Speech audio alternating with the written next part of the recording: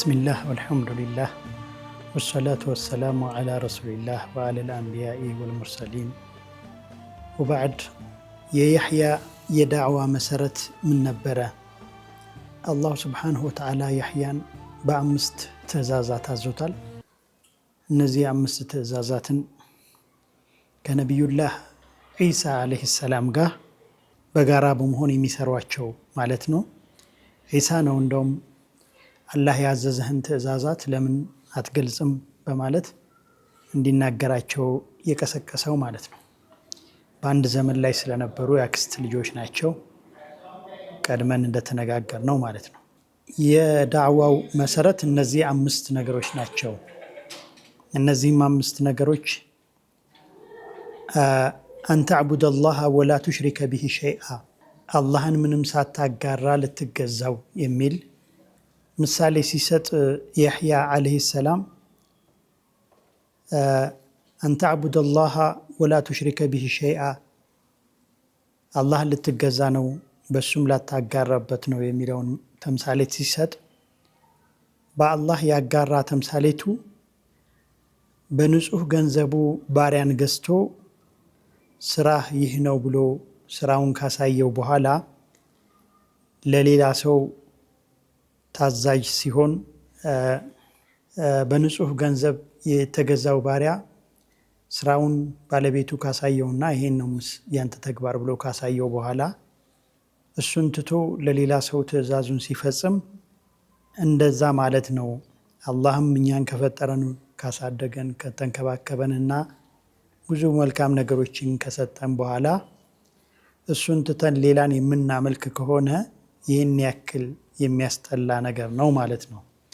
በዚህ አይነት መልኩ ነበረ የመጀመሪያውን የዳዕዋውን መሰረት ወይም ትዕዛዝ ያሳወቀው ማለት ነው። ሁለተኛው ትዕዛዙ ደግሞ ወኢነላህ አመረኩም ቢሶላህ፣ አላህ በሶላት አዟችኋል ማለቱ ነው።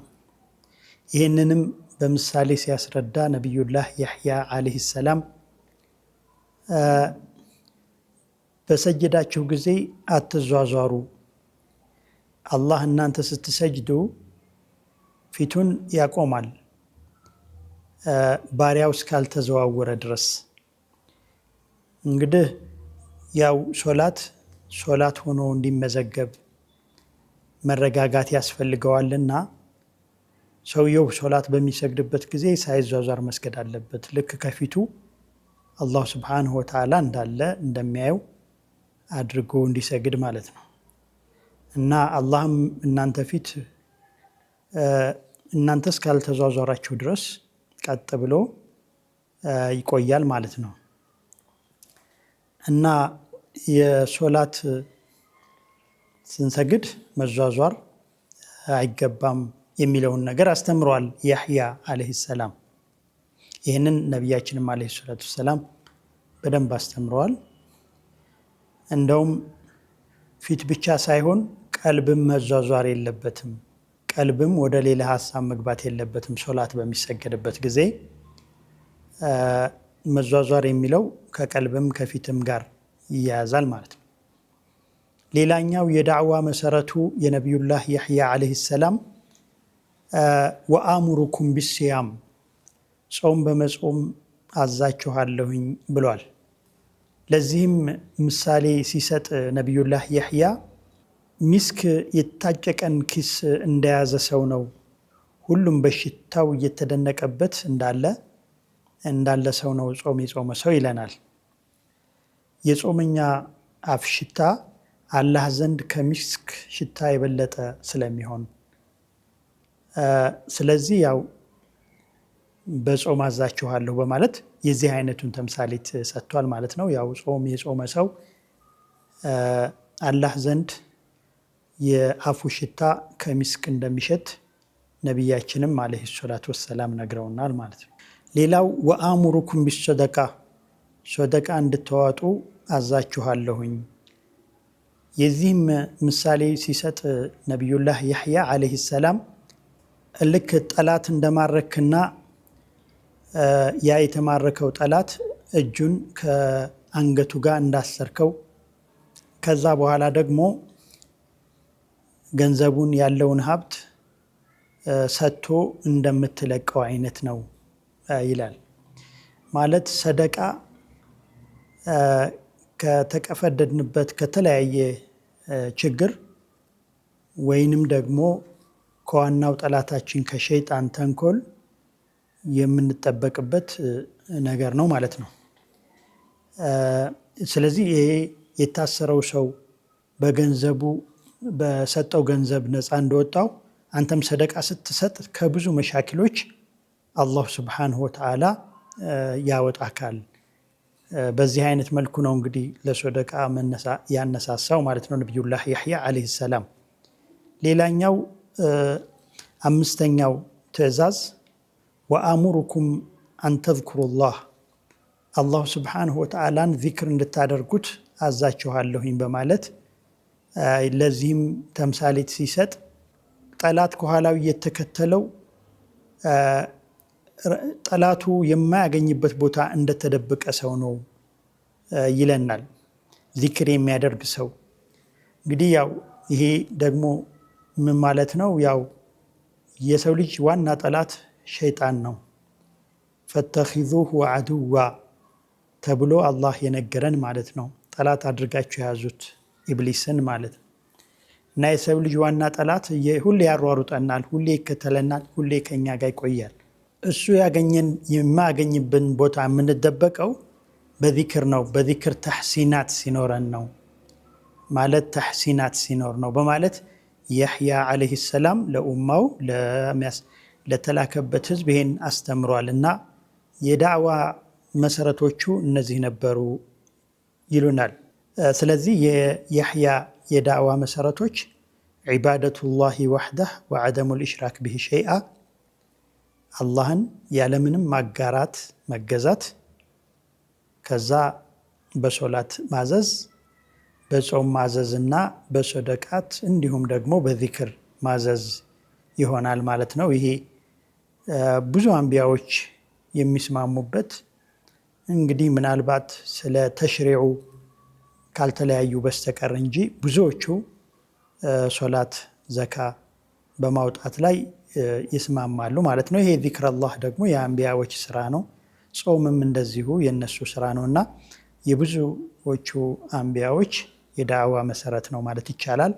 የእኛም ነቢይ ዓለይሂ ሰላቱ ወሰላም ይሄንን ያው የኢስላም መሰረት አድርገው ገልጸውልናል። አልአምሩ ቢዚክሪላህ ያው ይሄ በብዙ ዒባዳዎች የሚገለጽ ነው። ሐጅ ከተወሰደ አብዛኛው ዚክር ነው። ሶላት ከተወሰደ አብዛኛው ዚክር ነው። እናም እዚህ ጋ ያልተገለጸ ቢኖር ሐጅ ነው። በብዙዎቹ አንቢያዎች ደግሞ ሐጅም እንደዚሁ ይሰራ እንደነበረ በተለይ ደግሞ ከኢብራሂም በኋላ ይሰሩ እንደነበረ ሁሉም ያው ይታወቃል በታሪክ ማለት ነው። እና ነቢዩላህ ያሕያ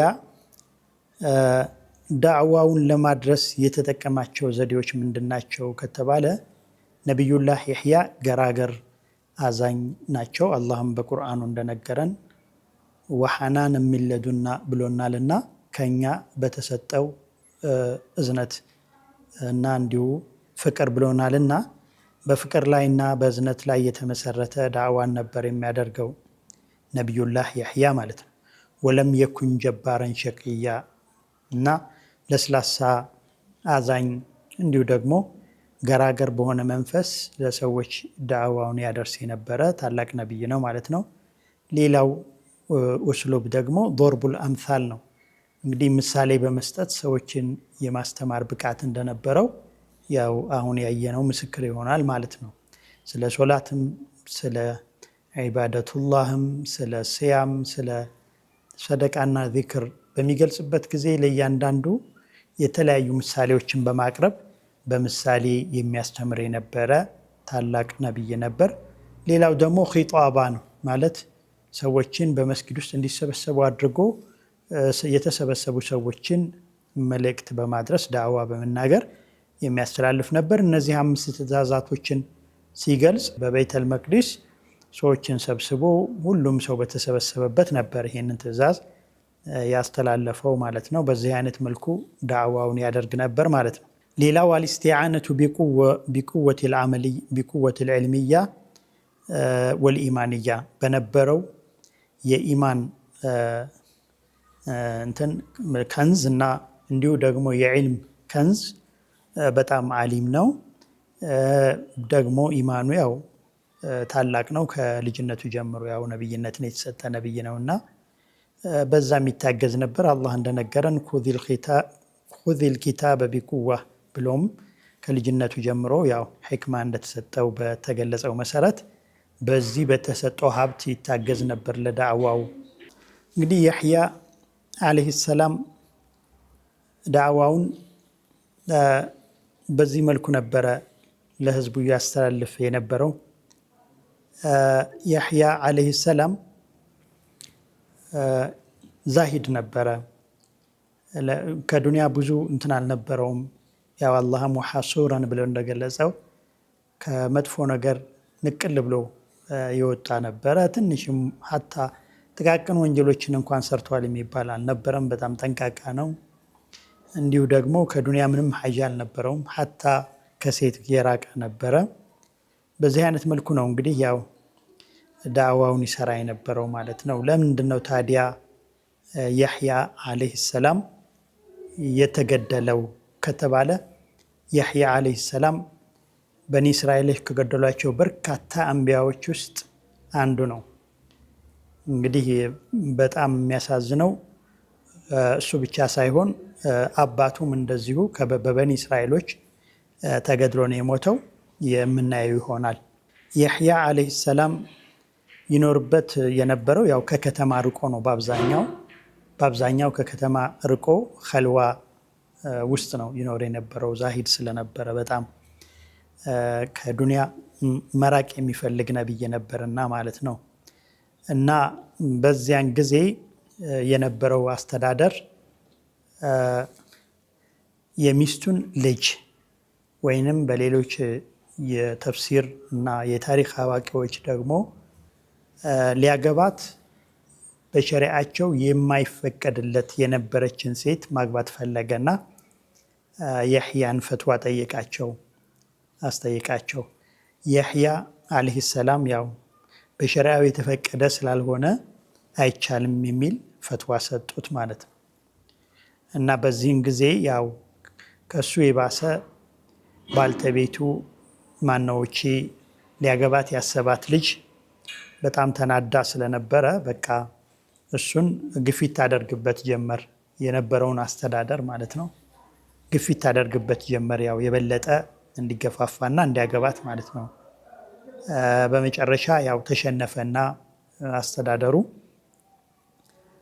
መጨረሻ ላይ ያው እኔ አንተን ላገባ የምችለው አንድ ነገር ስታሟላልኝ ብቻ ነው አለችው። ምንድነው? እኔ ላንቺ ላላሟላ የሚችለው ነገር የለም፣ ሁሉንም ነገር ማሟላት እችላለሁኝ አላት። በኋላ የሚፈልገውን ነገር ስትገልጽለት አይ እኔማ ከአንተ የምፈልገው የያሕያን ራስ ብቻ ነው አለችው። በዚህን ሰዓት ከዚህ ውጪ ሌላ ብዙ ነገር ጠይቂኝ፣ ይሄንን ግን ይከብደኛል አላት። ግን እሷ አልተወችውም። አሁንም ጎተጎተችው። በመጨረሻ ያው እንዲቀበል አደረገችውና ያሕያ ባለበት ቦታ ተገድሎ ጭንቅላቱ እንዲመጣለት አስደረገ። እና ያሕያ ዓለይሂ ሰላም በጣም የአላህ ወዳጅ የሆነው አላህ ሱብሓነሁ ወተዓላ ነቢዩ የነበረው ረሱሉ የነበረው ለቤተሰቦቹ በጣም ጠቃሚ የነበረው እንዲሁ ደግሞ የተለያዩ ታላላቅ ስብዕናዎች የነበሩት በህዝብ ዘንድ ተወዳጅ የነበረ አላህ ሱብሓነሁ ወተዓላም ራሱ የመሰከረለት ተወዳጅ የነበረ ከህዝብ ዘንድም በአላህ ዘንድም ተወዳጅ የሚያስደርጉ መልካም ስራዎችን በሙሉ ይሰራ የነበረው ሰው እንግዲህ በዚህ በሴት አማካኝነት መንግስቱ አስገደለው እና ያው መጨረሻ ሸሂድ እንዲሆን ተደረገ ማለት ነው። ነቢዩላህ ያሕያ በዚህ መልኩ ነበረ ወደ አኺራ የሄዱት። ይሄ ያው አሰቃቂ ቢሆንም እንኳ ነገር ግን ነቢያቶችና መልካም ሰዎች አሟሟታቸው ሸሂድ ሆነው እንዲሞቱ ሁሌ የሚጠይቁ በመሆኑ አላሁ ስብሐነሁ ወተዓላ በዳዕዋ ከልጅነቱ ጀምሮ እንደኖረው ሁሉ በነቢይነት በሩሱልነት እንደነበረው ሁሉ ያው መጨረሻውንም አሳምሮለት ሸሂድ አድርጎ ወስዶታል ማለት ነው። ከአንቢያዎች ሸሂዱ ተብሎ የሚጠራው ነቢይ ሆኗል ማለት ነው። ነገር ግን ይህን ያስደረገችዋም ሴት እንደዚሁ አላሁ ስብሐነሁ ወተዓላ ባደረሰባት ፈተና ያው እሷም የፈለገችው ጋር ሳትደርስ እንደዚሁ አላሁ ስብሐነሁ ወተዓላ የመጥፎን ጀዛም ይከፍላልና ተገድላለች፣ ሞታለች ማለት ነው። እንግዲህ ያህያ ሲገደል አባቱ በህይወት አሉ፣ ነቢዩላህ ዘከርያ በህይወት አሉ። እንግዲህ በአንድ ወቅት ሆነው ዳዕዋቸው ሁለቱም ነበር ያጧጥፉ የነበሩት። ሰዎችን መልካም እንዲሰሩ ያነሳሱ የነበሩት፣ ዳዕዋቸውን ይሰሩ የነበሩት በአንድ ወቅት ነበር። ምን ይሄ ብቻ ነቢዩላህ ዒሳም በዚሁ ዘመን ነው የነበረውና ነቢዩላህ ዒሳም እንደዚሁ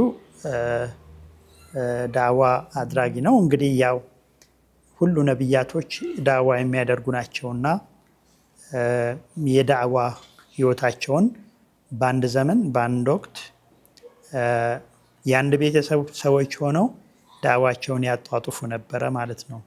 እና ነቢዩላህ ዘከርያ የተገደሉትም ይህ መንግስት ነቢዩላህ ያህያን ካስገደለ በኋላ እንግዲህ በጊዜው የነበሩት አይሁዳውያን ማለት የነቢዩላህ ያህያ እና የነቢዩላህ ዒሳ ዳዕዋ ያልተመቻቸው ማለት ብዙ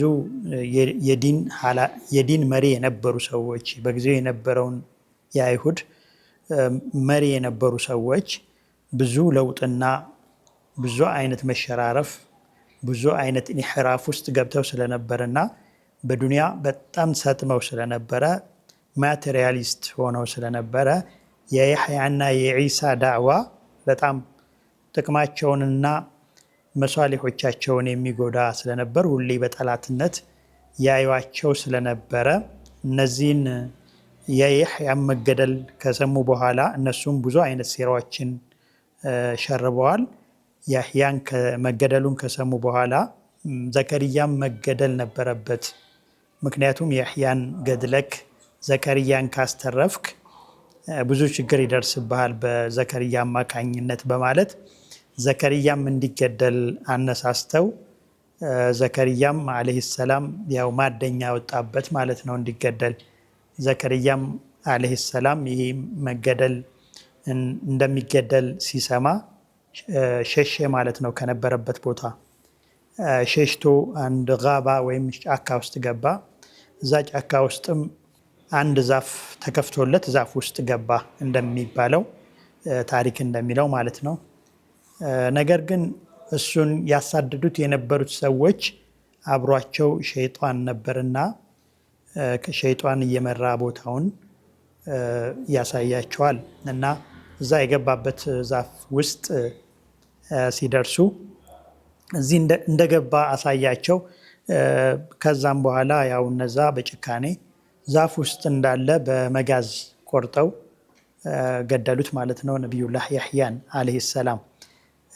እና እንግዲህ አባትና ልጅ ሸሂድ የሆኑበት ነቢይ የነቢይ አባት የነቢይ ልጅ ሸሂድ የሆኑበት ታሪክ ነው ማለት ነው። የዘከርያና የያህያ ታሪክ የሸሂዶች ታሪክ ነው።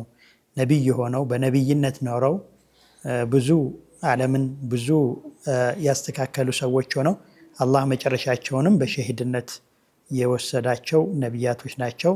ሰላሙን አላ ዘከርያ ወሰላሙን አላ ያህያ ወሰላሙ አለይኩም ወራህመቱላሂ ወበረካቱ።